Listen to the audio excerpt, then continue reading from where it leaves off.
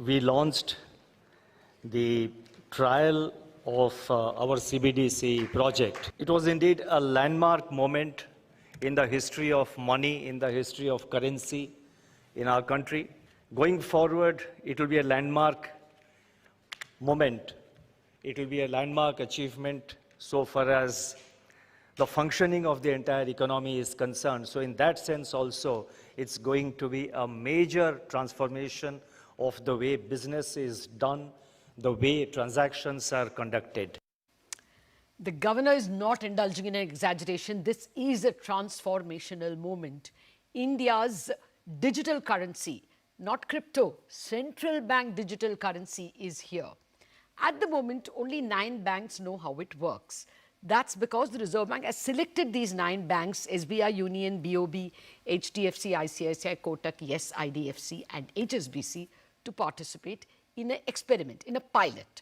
Now, these 9 banks have only been allowed to trade government bonds by spending money in CBDCs. So how is the pilot going? By when will all banks be able to trade bonds? And by when will you and I use the CBDC? For all these, I have with me 3 people who are actually in this pilot, who have been invited into this pilot. Raghavendra Balakrishna, the DMD at SBI, B. Prasanna, Head Global Markets Group at ICICI Bank, Amit Sureka of Yes Bank.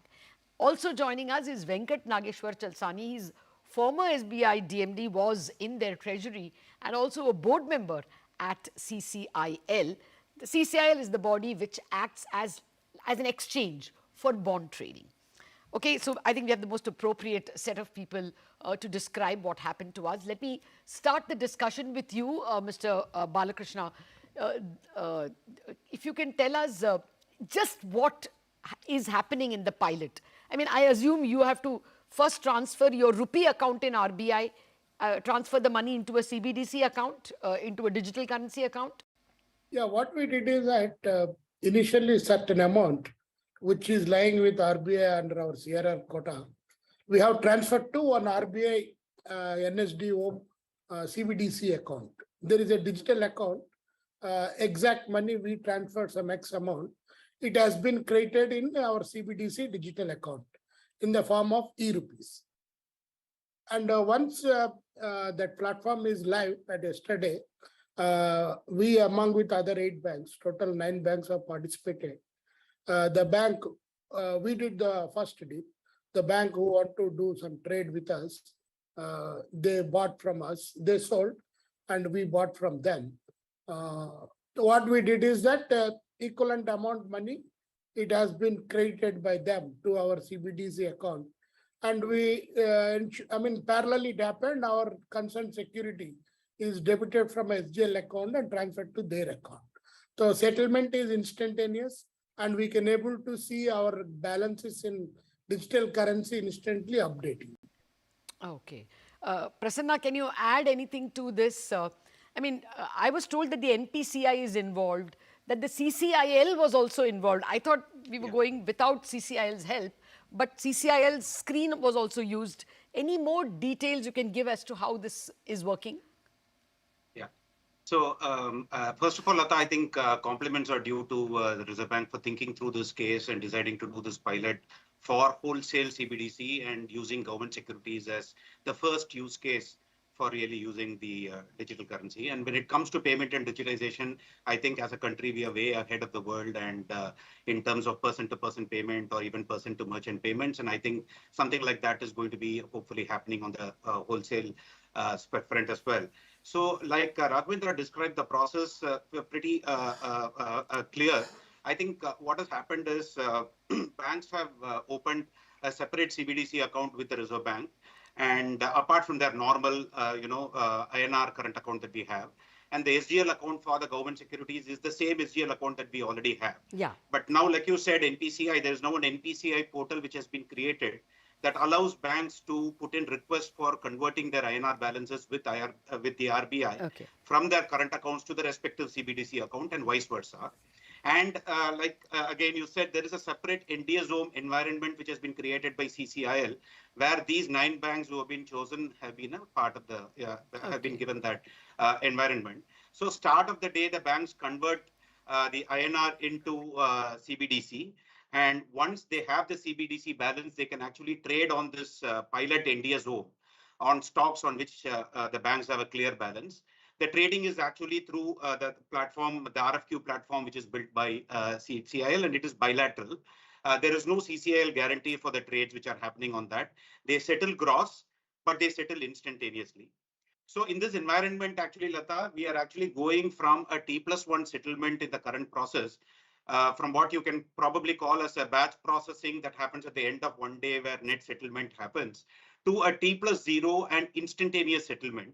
So you really see when a transaction is hit on the screen, you get the current account debit. If you bought securities, you get the debit on your current account with the CBDC account, and you get a credit on your SGL balance instantaneously. That's what is happening in the. Okay, so if you're getting the guarantee, I mean, if you're getting it instantaneously, you don't need CCIL guarantee. Right, Prasanna? Yeah, you can argue definitely like that there is possibly no need for a guarantee in terms of this particular way of executing, because it's instantaneous. But having said that, I will also add that it is actually possibly going to be an option which are given to the banks going forward. I mean, you can either choose to deal in the parallel environment, or you could possibly, I mean, that's what I'm guessing. I really don't know how things are going to be. I think we're all meeting and talking about this at very early stage of the evolution, but definitely something very positive. A lot of things are changing, and government securities settlement also being a part of the evolution. Yeah, no, I agree with you. Technology initially, moves slower than we expect, and in the longer term moves much faster than any of us expect. So I know we are trying to outguess, but Amit, what is your best guess? Do you think that it will become all banks in all bonds very soon? Is the system in its second day giving you that confidence? So Lata, first of all, the way RBI has driven this entire implementation of CBDC wholesale, that itself is too commendable. I mean, they have taken an incredible effort to make this happen in such a short time frame. And I would echo the thought shared by Prasanna on this. Now, in terms of further expanding it to non-GSEC and even the GSECs to other other participants in the market, probably RBI is already working towards it. And in probably very short time frame, at least the GSEC wholesale CBDC settlements should be able to move to all the banks in terms of participation, and we will see the trade volumes and the trade counts happening on this platform very soon. As Prasanna also mentioned, the T+0 settlement definitely helps banks in terms of getting the securities instantly, unlike NDS OM where the settlements are T+1, and elimination of intermediary, in terms of whether CCIL or any other intermediary, that is possible. So when we move to corporate bond CPCDs, probably there are other intermediaries in terms of account transfers of demat in demat for bonds. Those intermediaries also will have to work with RBI for this to happen for bonds and CPs and CDs. That you brought it nicely to the question that I wanted to ask Venkat, because Venkat, you are the only person who has been a board member with CCIL. See, normally we trade with the exchange. I'm speaking to a largely stock market audience, so we understand that. We trade with the exchange. Even if I am buying from you, I don't know I'm buying from you. I am buying from the exchange and you are also selling to the exchange. If we start bilaterally doing it because it is CBDC, then does a time come when we dispense with CCIL? First of all, as I echo the sentiments that have been expressed both by Amit and Prasanna, it's very commendable. On 7th of October, they came out with the concept paper, and 1st November, we have introduced it. Globally, if you look at the way in which India has moved forward in the digital payments, it's really great. And we look forward for the way in which the CBDC is going to be implemented across the country now. And of course, for the interbank payments, which is going to happen very shortly. But having said that, one of the important things that we are talking, the point that you raised about the CCIL's role, there are two ways in which it's going to be impacted. As our colleagues have mentioned, it's going to be a real-time cross-settlement which is happening. and the commission and the margins. One, the commission which the CCL is going to earn is not going to be there now for each of the transaction. And the second thing is the margin money that we are going to post, because it is going to be DPV or various other settlement mechanism. And on the T plus one mechanism is going to come as T plus zero. I'm going to see it instantaneously in my account. So both these factors are going to be changed. And to that extent, CCL role is going to be diminished. When it comes to the other instrument which you talked about, these are both bilateral and OTC, over-the-counter products. And therefore, we need to have more of integration with other market players, be it in RTGS and others. Okay. Oh, yes. Oh, yes. But, Yeah. but As even what happens is, Lata, when you're looking at when you're looking at the retail investors, then you talk about tokenization. I think that's the next step. I'm coming to that. Yeah, because that is what I think the viewers really want to know. When am I going to have, a wallet where I put digital accounts? I don't have to carry my physical wallet. I'm only carrying my phone. That question in a minute after the break. Welcome back to the special Indianomics, where we are discussing one of the biggest events, possibly transformational events for the Indian economy, the launch of a digital currency. I've been speaking with bankers who are actually involved with the pilot project that the Reserve Bank started this week. I have with me SBI's Raghavendra, Balakrishna, ICICI Bank's B. Prasanna, Amit Sureka of Yes Bank, and Venkat Chalasani, formerly of SBI and board member at CCIL. Gentlemen, thank you for your patience. Okay, now we know that the bond markets will perhaps trade more extensively with CBDC in the days to come. What about corporates? Let us stick with wholesale before I come to the individual. Mr. Raghavendra, if you can give some idea, do you think corporates will use this system in a very big way because they're already savvy? Definitely. See, the here issue is that other person, unless I'm sure he will honor the settlement. Likewise, we have so many limits with corporates. For example, I'm heading corporate accounts group also right now. So any corporate, when we are dealing with, we allocate some limits. So as a certain process of assessment, we can give some limits to them. They can trade. And more good thing is, if it is somebody and if I want to do it, a cross-border also can be possible down the line, provided their rupee is funded here. And it is T plus 0. Do you expect that corporates will take to this like fish take to water? Okay.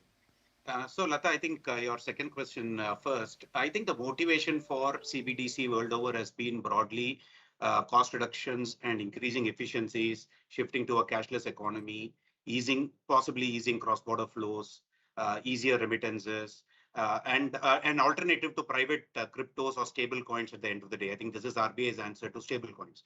Now, if you look at the discussion paper released by RBI, it is clear that CBDC will have sovereign backing, but banks will continue to do the servicing and distributors will be involved in the issuance and distribution of CBDC. And if you really see the entire system, you see banks are in the middle with RBI on one side and customers on the other side. And the customers on the other side could be corporate customers or it could be retail customers. And for centuries, we have all been taught that a central bank is a banker to a banker and is a banker of the last resort. So according to me, this disintermediation that you seem to be alluding to is possibly not in the minds of Reserve Bank and let alone any central bank for that matter, because banks are the ones which are doing KYC, AML, etc. So the entire option of converting currency to digital CBDC is, according to me, only going to be given to retail individuals when actual physical issuance of cash is concerned, or it is going to be given to banks which are already having a current account with Reserve Bank of India.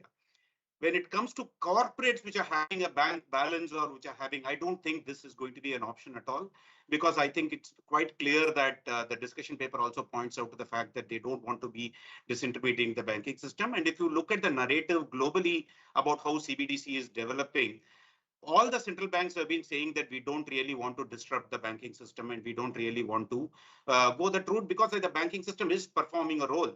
And okay, you might argue that, okay, are they being paid enough or are they being paid too much for being that role? That's something only time will tell. And, but I don't think that role itself is up for grabs. That too, especially a central bank coming in and playing that role. I don't think that's going to happen. Just quickly, Lata, on the issue of the CCIL and other point that you spoke about. I think as far as government bonds are concerned, I think the existing infrastructure on India's home and the CCIL settlement guarantee and all is working beautifully. And I think, like I said, every person is possibly going to be given an option of whether he wants to do instantaneous settlement using CBDC or whether he wants to be a part of existing settlement guarantee. And I think there is advantages for both. In fact, I don't really see one at the expense of the other. The real issue is actually real advantage can be really in corporate bond settlement, because that is where there is no existing clearing as a settlement guarantee, which is happening today. And I think that is where if this instantaneous settlement were to happen, you don't really need somebody to come and guarantee corporate bond settlements. Okay. And actually, I can trade on that, the parallel screen of CBDC for corporate bonds, get settled immediately, and then I can go and actually sell it immediately. Okay. So I think that the big game changer can come in the corporate bond market, maybe not in G6, and definitely I don't think on the entire customer balances that you're talking about. Okay. All right. Got that. Yeah. I don't think the Reserve Bank also wants to open accounts for, 1.4 billion Indians. I don't think they are interested in getting into the retail or in any way disintermediating the banks. Amit, if we can let our imagination roll a little more, do you think the cross-border settlements will also happen? That is where everybody wants it to work. Yeah, so Lata, as Prasanna mentioned, in terms of implementation or the use of CBDC wholesale in the G6 is limited, and I think that will only complement the existing system rather than replacing any of these. Okay. Yeah, the major benefit of this CBDC would be on the cross-border remittances side. India has around $87 billion of remittances coming in every year. I mean, this is 2021 data from World Bank. Which says, $87 billion remittances, 20% of it comes from USA, right? So once this CBDC is adopted globally, at least by the large central banks, and it is also tokenized, I believe there would be a huge use case for reduction of cost in terms of cross-border payments and remittances, and reduction of settlement risk as well, and removing the country risk as well. Right now, the risks are on the nostrils of individual countries. So there is a huge scope for CBDC usage in cross-border remittances space. Okay. No, I'll tell you the other thing that the governor said in the speech. He said, depending on the learnings from CBDC, they are wanting to launch digitized KCC loans, Kisan Credit Card loans. So they are looking at some kind of a retail use for Kisan credit cards. I'm not able to figure it out. Venkat, anything you can add in terms of future use cases? One of the things I would just want to bring some clarity basis the concept paper which has been put in by the RBI is that the issuance is going to be a hybrid model. It's going to be both direct and indirect. Direct in respect of the wholesale banking, wholesale digital rupee, which has already been introduced right now in respect of this G6, and indirect where the issuance will be done by the intermediaries, where the banks will still continue to be there. So that's going to, and there are going to be two models. One is the account model, and then the second is a token model. So in respect of retail, we're going to have the token models. So let us be very clear, Lata, that even in respect of 1.4 billion people, it can be, CBDC can be used in the form of tokens through intermediaries and by the RBI as the main issuer. So that's how it works. So it's not that CBDC will not be used by the retail customers. So going forward, that's how it's likely to be there. And the second point regarding the cross-border transactions, as Amit had rightly talked about the value of transactions that are happening today.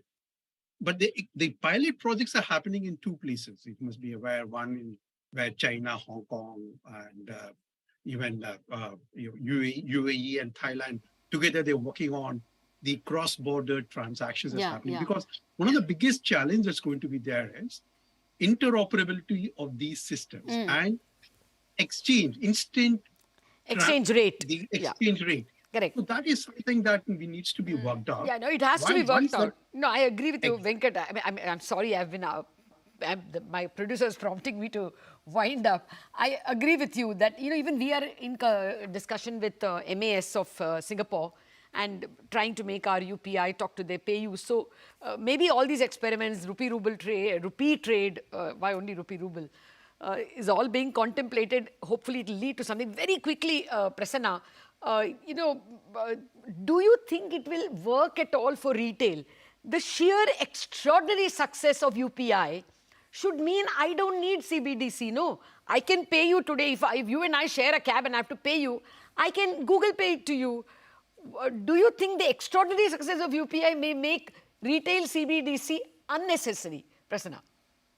So I think, Lata, it's too early to comment on what RBI is planning on the retail side. But what I'll just say is think about CBDC, like Mr. Venkat was mentioning, about something that is going to replace the cash in your wallet.